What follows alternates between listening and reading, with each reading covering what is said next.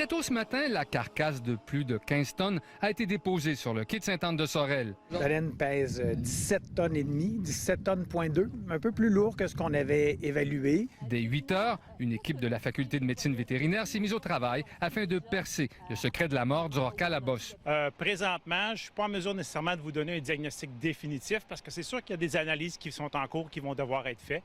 On sait maintenant que c'est une jeune femelle et qu'elle est entrée en collision avec fort probablement une embarcation. L'animal présentait quand même des signes de traumatisme possible, c'est-à-dire qu'il y avait présence d'hématomes, d'hémorragie. Mais les restes de la femelle n'ont pas encore révélé comment s'est déroulée la courte vie de l'animal de 3 ans. Et ça prendra encore plusieurs semaines pour obtenir tous les résultats de la nécropsie. On essaie de retracer la vie de l'animal en faisant un examen de tous ses systèmes, de tous ses organes. Ils étaient nombreux ce matin à s'être déplacés, parfois même de Laval, pour assister au triste spectacle. Ça fait de la peine de voir ça. Première fois, elle était dans l'eau, elle sautait. C'est impressionnant.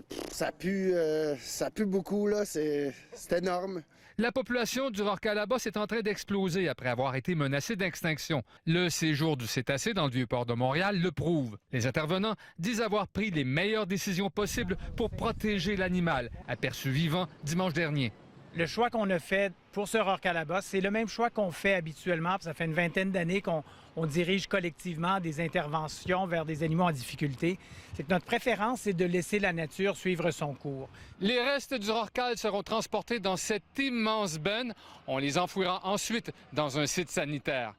Richard Nivier, TVA Nouvelles, Sainte-Anne-de-Sorel.